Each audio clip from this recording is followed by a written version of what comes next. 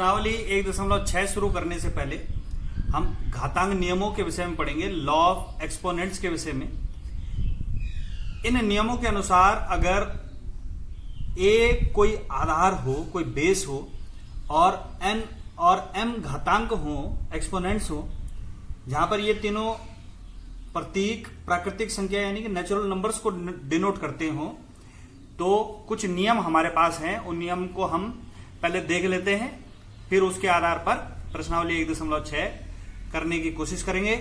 देखिए, सबसे पहला नियम कि अगर a बेस है और उसकी घात m है और उसकी गुणा हो रही है a बेस वाले n घात वाली किसी संख्या से, तो क्या होगा, गुणा में अगर बेस a की हो तो गुणा में घात जुड़ जाएगी, तो a की पावर क्या हो जाएगा, m प्लस n। आप देख लेंगे a की पावर m इंटू a की पावर n था यहां पर, तो इन दोनों की गुणा हुई तो घातें क्या हो गई, आपस में जुड़ गई। इसी तरीके से दूसरा नियम है कि अगर हमारे पास a की पावर m हो और उस पूरे की पावर n हो, यानी कि पावर के ऊपर भी पावर लगी हो इस तरीके से, तो क्या होगा, इसमें घातों की आपस में गुणा हो जाएगी। जैसे कि आप देख रहे हैं कि इन घातों की m की n में क्या हो जाएगी, गुणा हो जाएगी। इसी तरीके से तीसरा कि अगर बेस सेम है, यानी कि a ही बेस है, कोई a की संख्या है और उसकी घात क्या है, m है, और उसी संख्या की घात n है और इन दोनों का आपस में भाग हो रहा है, तो ध्यान रखेंगे अगर बेस एक ही हो तो भाग में घातें घट जाती हैं, भाग में घातें घट जाती हैं। इसी तरीके से अगर क्या हो, बेस चेंज हो और घातें एक जैसी हो, जैसे इसमें कि संख्या क्या है हमारे पास, यहां पर a है और यहां पर क्या है, b, तो a की पावर m यहां पे दे रखा है और b की पावर क्या है, m, मतलब क्या हो रहा है, घात हमारी एक जैसी है और संख्याएं हमारी क्या हो रही हैं, चेंज है। जब इनकी गुणा होगी तो संख्याओं की आपस में क्या हो जाएगी, गुणा हो जाएगी और पूरे की ही घात क्या लिख सकते हैं, m लिख सकते हैं। हम इस तरीके से कर सकते हैं।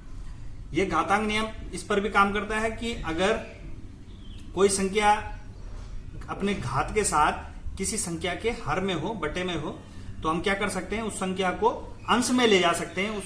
उसमें हमें क्या परिवर्तन करना होगा, उससे क्या होगा, उसकी घात अगर हम संख्या को हर से अंश में ले जाएंगे तो उसकी घात क्या हो जाएगी, ऋणात्मक हो जाएगी। ये उल्टा भी सत्य है, अगर किसी संख्या की घात ऋणात्मक है तो हम उसको बदल करके उसकी घात अगर हम धनात्मक करना चाहें तो उसे एक के बटे में ले लेते हैं, एक के हर में ले लेंगे तो वो वापस 1/a की पावर n हो जाएगा। और इसमें छठवां है, अगर कोई संख्या मूल में है, रूट में है, चाहे वो स्क्वायर रूट हो या क्यूब रूट हो या फोर्थ फिफ्थ कोई सा भी रूट हो, n की जगह पे कोई सी भी संख्या यहां पर आ सकती है, तो उसको हम किस तरीके से लिख सकते हैं, उसको हम a की पावर 1/n लिख सकते हैं। फॉर एग्जाम्पल, अगर यहां पर n की जगह 2 होता है, यानी कि स्क्वायर रूट होता है, तो क्या लिखा जाता है, a की पावर 1/2, या क्यूब रूट होता है, n की जगह यहां पर 3 होता है, तो यहां पे क्या लिखा जाता है, a की पावर 1/3। इस तरीके से ये घातांक नियम थोड़ा एक्सप्लेनेशन के साथ है। इतने तक आपकी किताब पे दे रखा है, ये मैंने आगे बढ़ाया ताकि आपको समझने में आसानी हो। अब देख लेते हैं हम प्रश्नावली 1.6।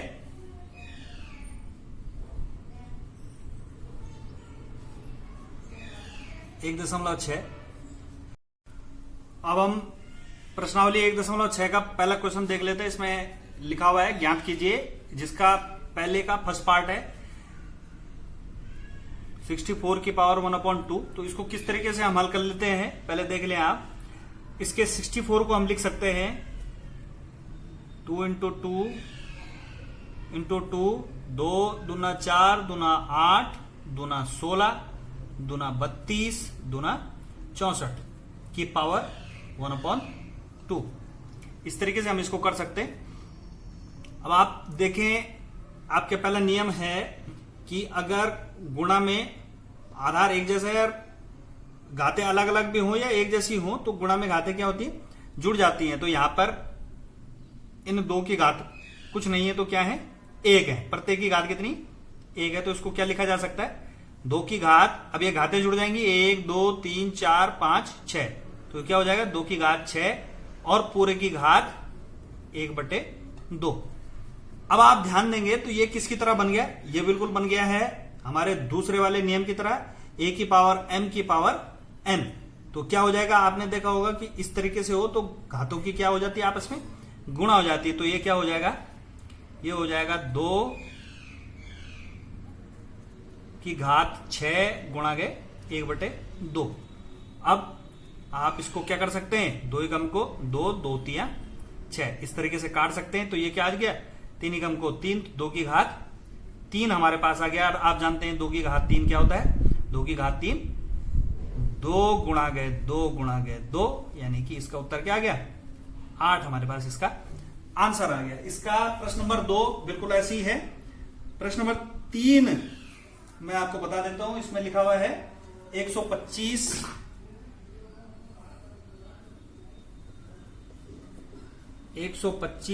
की घात 1/3। तो इसको कैसे करेंगे, 125 को पहले तोड़ दे, इसके अभाज्य गुणनखंड क्या होंगे, 5 गुणा गए 5 गुणा गए 5, इसकी घात हो गई 1/3, यानी कि इसको क्या लिखा जा सकता है, फिर वही जैसे हम यहां पे कर रहे थे, इसकी घात कुछ नहीं है तो 1 गुणा में घातें जुड़ जाती हैं अगर आधार समान हो। आधार ध्यान रखें कि आधार समान होना चाहिए, अगर 5 की जगह 6 आ गया तो वो नहीं जुड़ेंगे आपस में, सभी 5 हैं इसलिए इनकी घातें जुड़ रही। समान आधार वालों की घात जुड़ती है, तो इसकी घात कितनी होगी, 5 की घात 3, पूरे की घात 1/3। अब ये फिर बिल्कुल इस तरीके से हो गया, घातों की आपस में गुणा हो जाएगी, तो ये क्या हो गया, 3 गुणा गए 1/3, और ये हमारे पास आ गया 3 एकम को 3, 3 एकम को 3 और 5 की घात 1, यानी कि 5 हमारे पास आंसर आ गया इस तरीके से। अब हम देखते हैं प्रश्न नंबर 2। इसमें पहला है 9 की घात 3/2, तो इसको सरल कर लेते हैं हम। 9 को क्या लिख सकते हैं हम, 3 गुणा के 3 पूरे की घात 3/2, 3 गुणा के 3 एक ही आधार है तो गुणा में घातें क्या हो जाएंगी, जुड़ जाएंगी। तो ये इसको क्या लिखा जा सकता है, 3 की घात 2 और पूरे की घात 3/2। फिर ये बिल्कुल उस तरीके से हो गया जैसा आपका दूसरा नियम है, a की घात m की power n equal to a की पावर mn। तो आप इसको क्या लिख सकते हैं, 2 गुणा गए 3/2 बराबर 2 से 2 कैंसिल, ये हो गया 3 की घात 3, और 3 की घात 3 क्या होता है, 3 गुणा गए 3 गुणा गए 3, यानी कि 3 तिया 9 तिया 27, और यही हमारा आंसर हो जाएगा। प्रश्न नंबर 2 का दूसरा और तीसरा बिल्कुल इसी की प्रश्न नंबर 1 की तरह होगा। इसका चौथा प्रश्न थोड़ा अलग है, वो मैं आपको करके बताता हूं।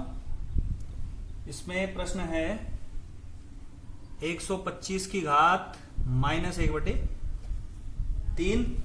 तो क्या हो जाएगा, ये सबसे पहले इसको सिंपल कर लें, ये हो जाएगा, इसको क्या लिख सकते हैं, 5 गुणा गए 5 गुणा गए 5 की घात माइनस का 1/3। इसको थोड़ा और सरल कर लें, ये हो जाएगा 5 की घात 3 पूरे की घात -1/3। और आप जानते हैं गुणा में घातें इस तरीके से हो तो कौन सा नियम लग रहा है, ये वाला सेकंड वाला। तो क्या हो जाएगा, ये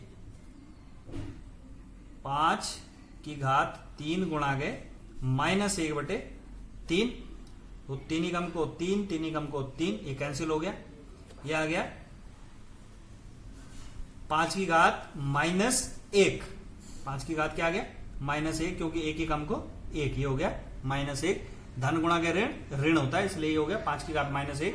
और आप ध्यान से देखें तो पांचवा वाला ये बिल्कुल उसी तरीके से कि किसी भी संख्या की घात अगर माइनस में हो तो उसको क्या लिख देते हैं, 1 के बटे में लिख देते हैं। तो इसको क्या लिखा जा सकता है, 1/5, यही इसका आंसर हो जाएगा।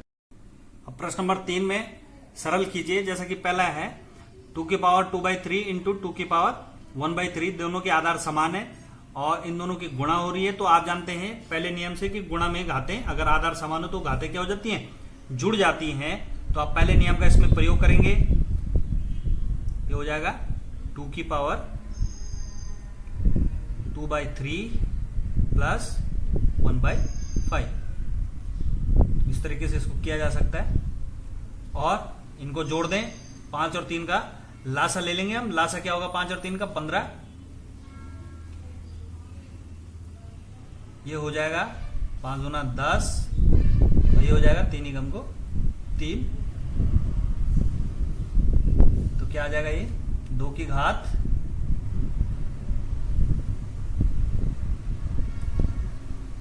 13/15 और आप चाहें तो ये छोड़ सकते हैं, ये इसका आंसर हो जाएगा।